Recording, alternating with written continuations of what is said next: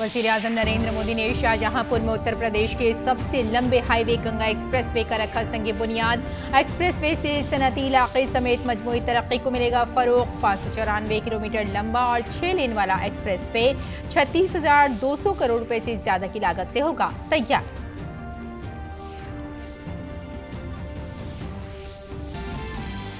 वज़ीर-ए-आज़म नरेंद्र मोदी ने कहा, गंगा एक्सप्रेसवे से उत्तर प्रदेश में खुलेंगे तरक्की के नए दरवाजे। वक्त की बचत के साथ साथ लोगों को मिलने वाली सहूलियात में होगा इजाफा। साथ ही वसाइल के सही इस्तेमाल से आएगी चारसू खुशहाली।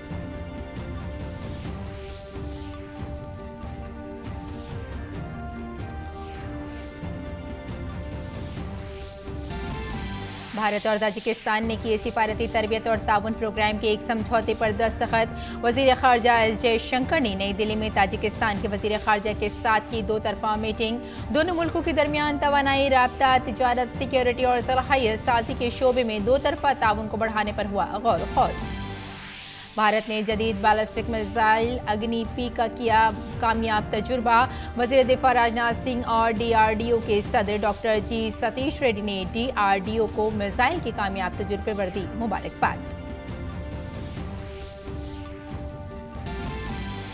और आलमी बैडमिंटन चैंपियनशिप में भारत के 2 मेडल पक्के। मर्दों के सिंगल्स जुमरे के सेमीफाइनल में किदाम्बी श्रीकांत और लक्ष्य सेन होंगे आमने सामने। आदाब नाज़रीन, खबरनामे में आपका इस्तकबाल है। मैं हूं आपके साथ रेशमा फारूकी। आइए तफसील से अब खबरों पर नजर डाल लेते हैं। वज़ीर-ए-आज़म नरेंद्र मोदी ने आज उत्तर प्रदेश के शाहजहांपुर में गंगा एक्सप्रेसवे का संग बुनियाद रखा। 594 किलोमीटर तवील और 6 लेन का एक्सप्रेसवे 36,200 करोड़ रुपए से ज्यादा की लागत से तामीर किया जाएगा। तामीर के बाद ये रियासत के मगरबी और मशरक़ी इलाकों को जोड़ने वाला उत्तर प्रदेश का सबसे तवील एक्सप्रेसवे बन जाएगा। एक्सप्रेसवे से सनती तरक्की, तिजारत, ज़राअत, सियाहत और दीगर शोबों को फरोग़ मिलेगा। शाहजहांपुर में गंगा एक्सप्रेसवे का संग बुनियाद रखने के लिए स्टेज पर पहुंचे वज़ीर-ए-आज़म मोदी ने लोगों का शुक्रिया अदा किया। रियासत के वज़ीर आला योगी आदित्यनाथ ने PM को यादगार निशान पेश किया।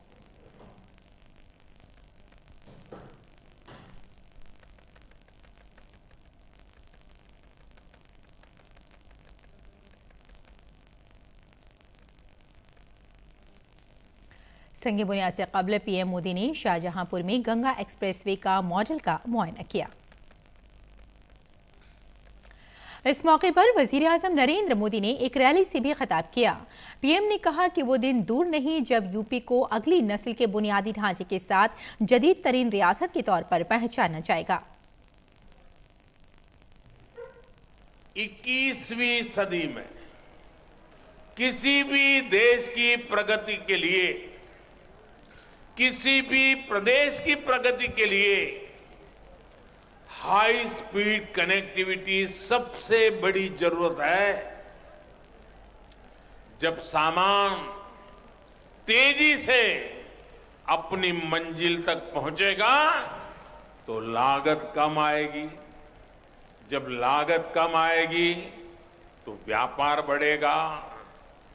जब व्यापार बढ़ेगा तो निर्यात बढ़ेगा, देश की अर्थव्यवस्था बढ़ेगी। इसलिए गंगा एक्सप्रेसवे यूपी के विकास को गति भी देगा और यूपी को शक्ति भी देगा। इसे PM गति शक्ति नेशनल मास्टर प्लान से भी बहुत बड़ी मदद मिलेगी। PM मोदी ने कहा कि आज यूपी में जो जदीद इंफ्रास्ट्रक्चर बनाया जा रहा है उससे जाहिर होता है कि वसाइल का इस्तेमाल कैसे किया जाता है। PM ने कहा कि आपने देखा होगा कि पहले अवाम का पैसा किस तरह इस्तेमाल होता था, लेकिन आज यूपी का पैसा यूपी की तरक्की के लिए इस्तेमाल हो रहा है। इससे पहले कागज पर बड़े बड़े मंसूबे शुरू किए जाते थे ताकि वो अपनी तिजोरियां भर सके। आज उत्तर प्रदेश के पैसे को उत्तर प्रदेश के विकास में लगाया जा रहा है। पहले ऐसी बड़ी परियोजनाएं कागज पर इसलिए शुरू होती थी ताकि वो लोग अपनी तिजोरी भर सकें। आज ऐसी परियोजनाओं पर इसलिए काम हो रहा है ताकि यूपी के लोगों का पैसा बचे, आपका पैसा आपके जेब में रहे। पीएम मोदी ने कहा कि डबल इंजन की सरकार उत्तर प्रदेश में लोगों की तरक्की के लिए मुसलसल काम कर रही है। आप पुराने दिनों को याद कीजिए,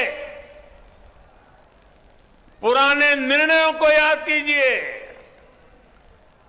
पुराने कामकाज के तरीकों को याद करिए। आपको साफ साफ नजर आएगा अब यूपी में भेदभाव नहीं, सबका भला होता है। आप याद करिए 5 साल पहले का हाल। राज्य के कुछ इलाकों को छोड़ दें तो दूसरे शहरों और गांव देहात में बिजली ढूंढे नहीं मिलती थी। ऐसा ही होता था ना? जरा जोर से बताइए, ऐसा ही होता था ना? कुछ ही लोगों का भला होता था ना? कुछ ही लोगों के फायदे के लिए काम होता था ना? डबल इंजन की सरकार ने ना सिर्फ यूपी में करीब 80 लाख मुफ्त बिजली कनेक्शन दिए, बल्कि हर जिले को पहले से कई गुना ज्यादा बिजली दी जा रही है। इस मौके पर उत्तर प्रदेश के वजीर आला योगी आदित्यनाथ ने कहा कि 2014 से पहले जो नारे लगते थे, जो ऐलानात होते थे, वो सिर्फ इंतखाबात तक ही महदूद रहते थे। जोड़ने की सियासत 2014 के बाद शुरू हुई है। इस देश में 2014 के पहले जो नारे लगते थे, जो घोषणाएं होती थी, वह चुनाव तक सीमित होकर के रह जाती थी।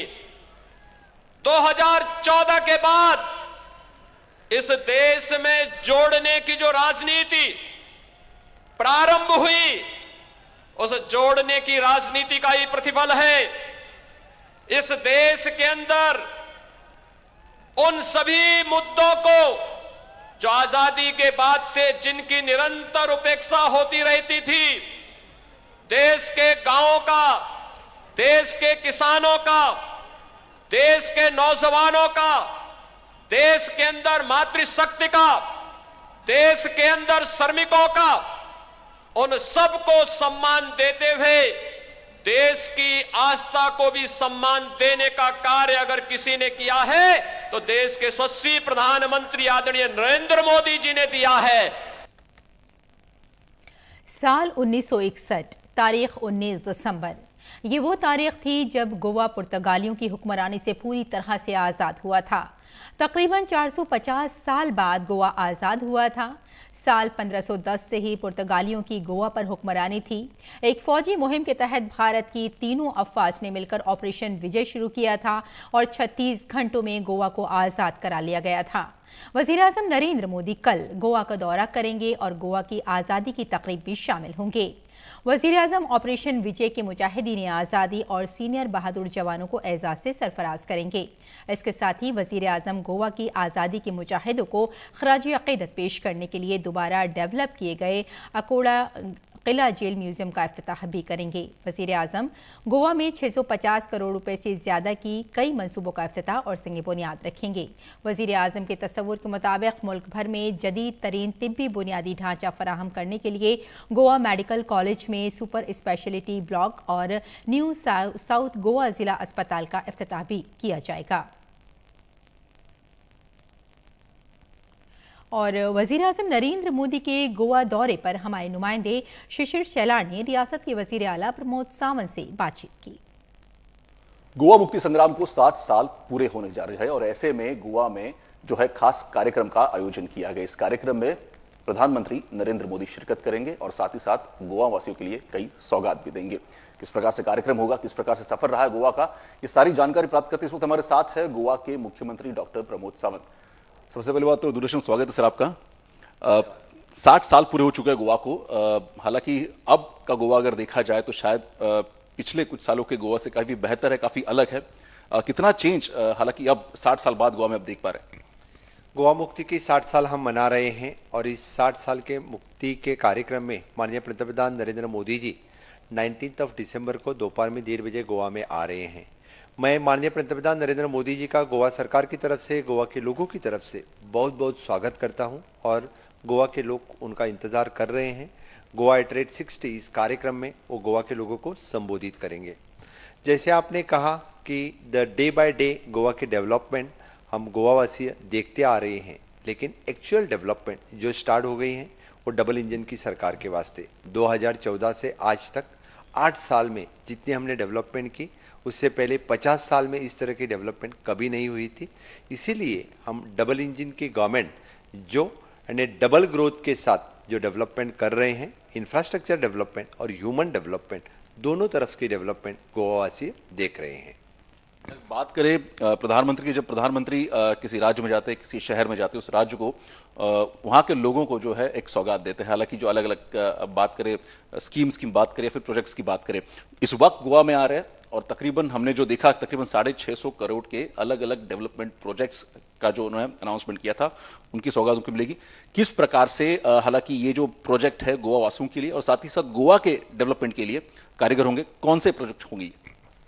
मैं तो इस बार के माननीय पंतप्रधान के विजिट में हम प्रोजेक्ट जो इनॉग्रेट हो जा रहे हैं उसी प्रोजेक्ट के बारे में अभी बात करूंगा, क्योंकि एट प्रेजेंट तो आगवा जेल जो 60 साल से उसी तरह से जो डेवलप नहीं की थी, उसी तरह से पड़ी थी, वो टूरिज्म डिपार्टमेंट की तरफ से हम गवर्नमेंट ऑफ इंडिया के सहकार्य से approximately more than 28 crore of rupees उस प्रोजेक्ट पे खर्च की और Aguada jail museum project, renovated project हम माननीय प्रधानमंत्री के हस्ते लोगों को समर्पित कर रहे हैं। जिस आगवा जेल में गोवा के फ्रीडम फाइटर रहे हैं, जो आगवा जेल आज म्यूजियम की तौर पर टूरिस्ट और गोवा वासियों के लिए यानी 19 तारीख से खुला होगा, इस प्रोजेक्ट का इनॉग्रेशन माननीय पंतप्रधान कर रहे हैं।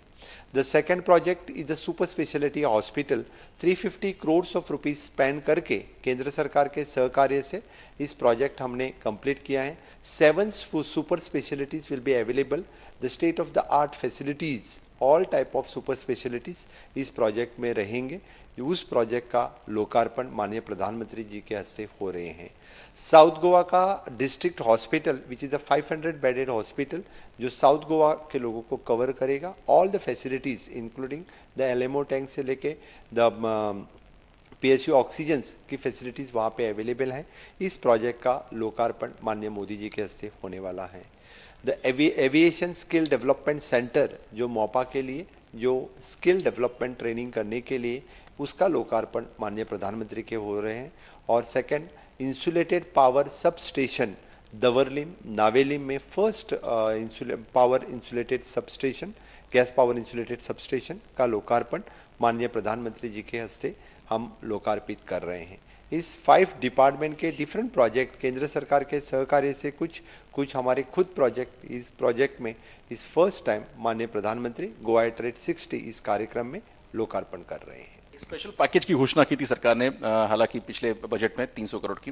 किस प्रकार से इसका उपयोग गोवा वासियों को किया जाएगा, डेवलपमेंट में किया जाएगा? जी हाँ, आपकी बात सही है।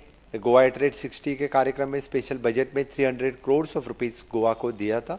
उसमें 150 crore of rupees already prime minister और फाइनेंस मिनिस्टर ने रिलीज कर दिए और उन्हीं के कार्यक्रम में हम टूरिज्म डेवलपमेंट में, इंफ्रास्ट्रक्चर डेवलपमेंट में, द स्पेशल प्रोजेक्ट डेवलपमेंट करने में गवर्नमेंट भी यूज़ कर रही है। और इसके सिवाय हर एक ग्राम पंचायत के लिए हम 50 लाख ऑफ रुपीज़ की पैकेज दे रहे हैं, म्यूनसिपैलिटी के लिए 1 करोड़ रुपीज़ की पैकेज स्पेशल प्रोजेक्ट करने के लिए।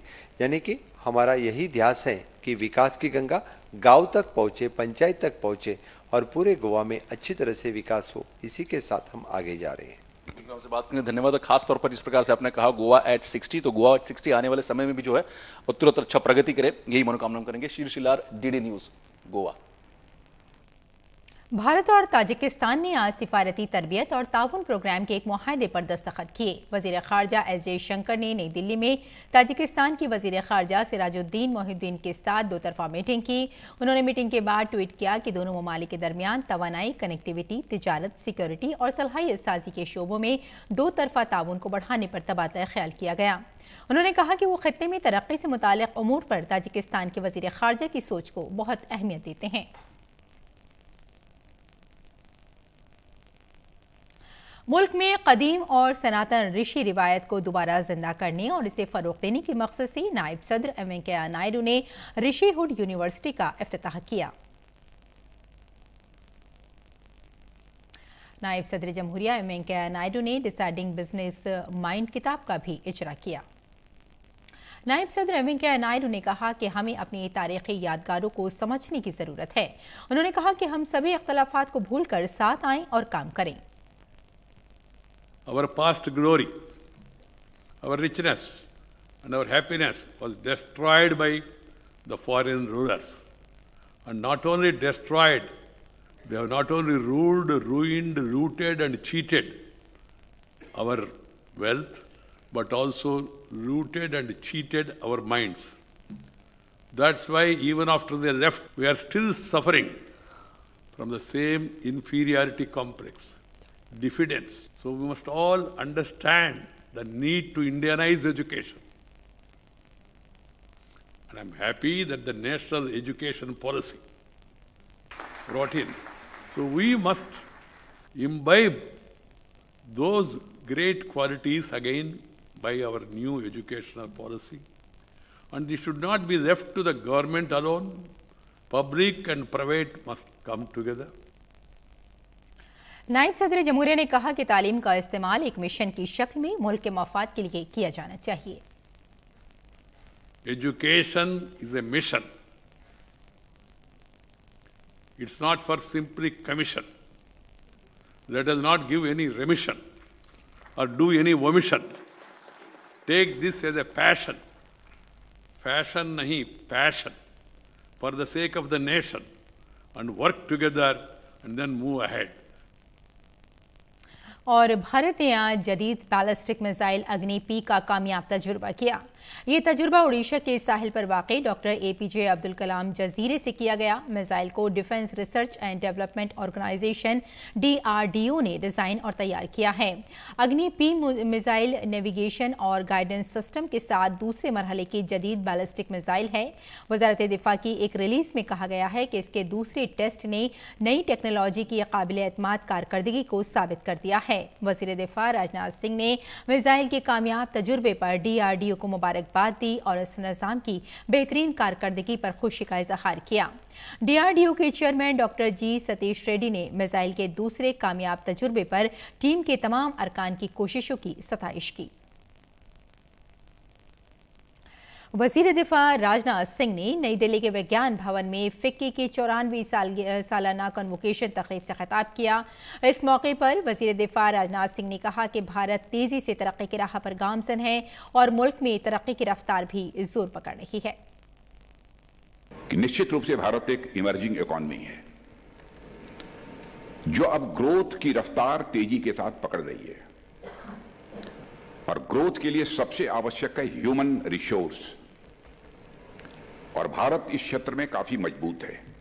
हमारे पास ट्रेंड, साइंटिफिक, टेक्नोलॉजिकल और मैनेजरियल या टैलेंट की कमी नहीं है और वर्ल्ड की टॉप मोस्ट कंपनीज के CEOs यदि होते हैं तो हमारे भारत के लोग होते हैं। साथ ही सरकार का एक प्रयास ये भी है कि एजुकेशन और हेल्थ पर पब्लिक और प्राइवेट इन्वेस्टमेंट को और अधिक बढ़ाया जाए ताकि हम दुनिया के हेल्दीएस्ट और मोस्ट कैपेबल वर्कफोर्स की उपलब्धता अपने इंडस्ट्रीज को, अपने उद्योग धंधों के लिए हम उपलब्ध करा सकें। और कोविड वबा के खिलाफ सबसे मौसर हथियार के तौर पर शुरू की गई वैक्सीनेशन मुहिम के तहत मुल्क में अब तक 136 करोड़ से ज्यादा वैक्सीन की खुराकें दी जा चुकी हैं। रियासतों और मरकज के जेर इंतजाम इलाकों में अभी भी 17 करोड़ 21 लाख से ज्यादा वैक्सीन का इस्तेमाल होना बाकी है। सेहत और ख़ानदानी फलाह व बहबूद की वजारत के मुताबिक मुल्क भर में गुज़श्ता 24 घंटों के दौरान कोरोना के 7,000 से ज़ायद मामले दर्ज किए गए हैं। इसके साथ ही गुज़श्ता 24 घंटों में 8,706 मरीज इलाज के बाद सेहतमंद हो चुके हैं, जिसके बाद मुल्क में सेहतयाबी की शरह 98.38% हो गई है। एक्टिव मामलों की कुल तादाद 84,565 हो गई है, जबकि हफ्तेवार पॉजिटिविटी शरह फिलहाल 0.62% रिकॉर्ड की गई है। यौमिया पॉजिटिविटी शरह 0.57% हो गई है।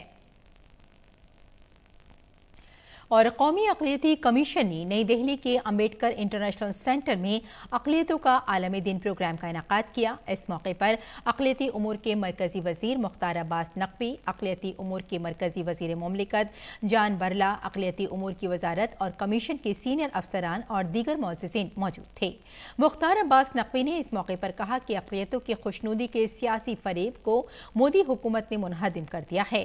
ख़वातीन की आज़ादी, एहतराम, बाइख्तियार बनाने और आईनी मसावात पर तालिबानी सोच हिंदुस्तान में काम नहीं चलेगा।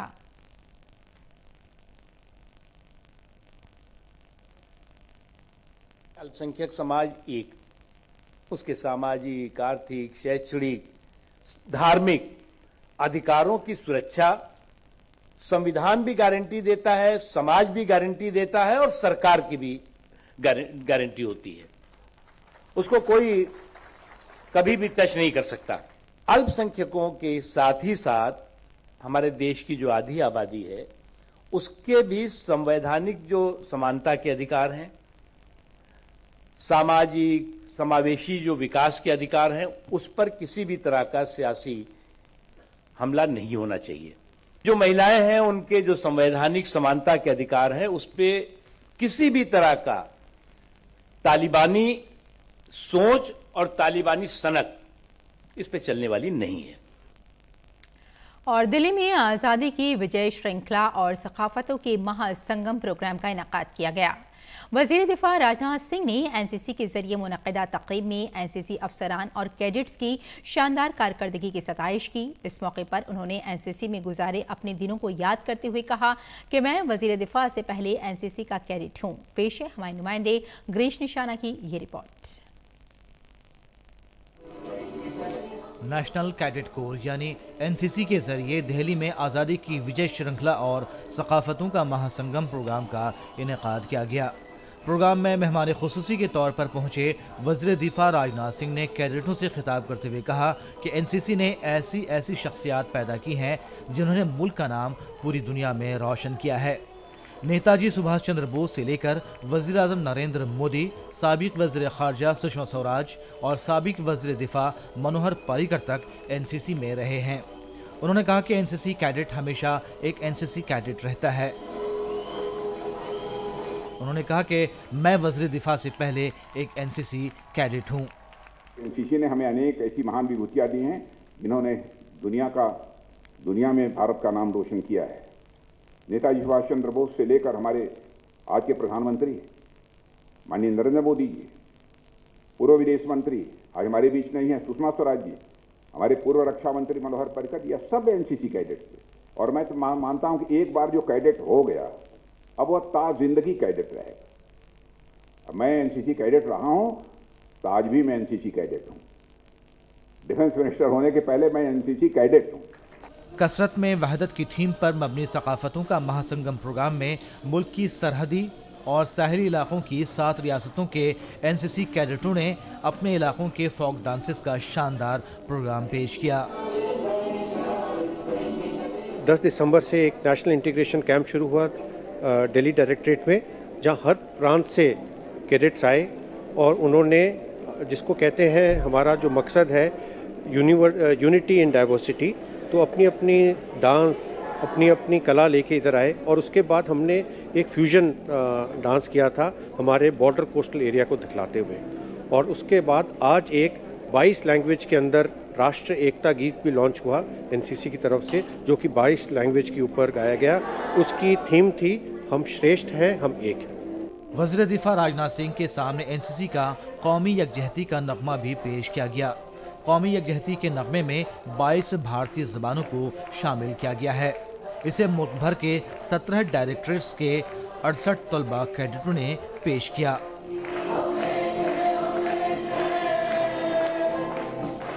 गिरीश निशाना की रिपोर्ट, डीडी न्यूज़ उर्दू खबरें। दिल्ली में आज से छठी जमात के तलबा के लिए स्कूल दोबारा खुल गए हैं। डायरेक्टोरेट ऑफ एजुकेशन ने कल तमाम स्कूलों के लिए हुक्म जारी किया था। डायरेक्टोरेट ऑफ एजुकेशन ने कल अपने बयान में कहा था कि एयर क्वालिटी कमीशन ने स्कूलों में छठी और उससे ऊपर की क्लासों के लिए फिजिकल क्लासेस दोबारा शुरू करने की इजाजत दे दी है।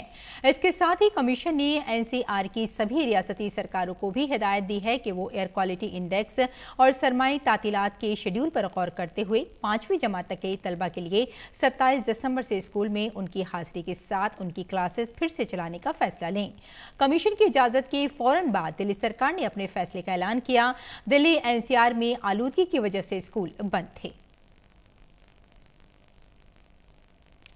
दारुल हुकूमत दिल्ली समेत शुमाली भारत के बेशतर इलाकों में सर्दी बढ़ गई है। राजस्थान के चुरू में दर्जा हरारत 0 डिग्री सेल्सियस तक गिर गया है। रियासत के कुछ अजला में आज से सर्द लहर की वार्निंग जारी की गई है। महकमा मौसमियात के मुताबिक श्रीगंगानगर में आज सुबह कम से कम दर्जा हरारत 1.1 डिग्री सेल्सियस रिकॉर्ड किया गया। दिल्ली का कम से कम दर्जा हरारत 6 डिग्री सेल्सियस रिकॉर्ड किया गया। महकमा मौसमियात ने पेशगोई की है कि इतवार तक दिल्ली में दर्जा हरारत 5 डिग्री सेल्सियस तक पहुंच सकता है। पहाड़ी रियासतों में बर्फबारी के बाइस मैदानी इलाकों में सर्दी बढ़ गई है।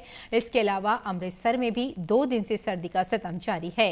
अमृतसर में आज सुबह दर्जा हरारत 0.7 डिग्री सेल्सियस रिकॉर्ड किया गया। दूसरी तरफ हरियाणा के नारनौल में 3 डिग्री सेल्सियस और हिसार में 4 डिग्री सेल्सियस दर्जा हरारत रिकॉर्ड किया गया।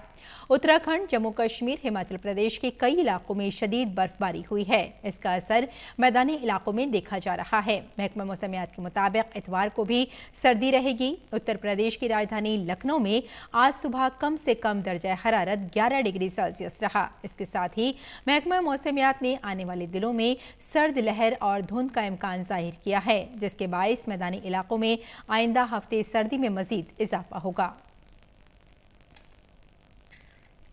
और हिमाचल प्रदेश की लाहौल स्पीति में बर्फबारी से सयाहों में खुशी की लहर देखी जा रही है।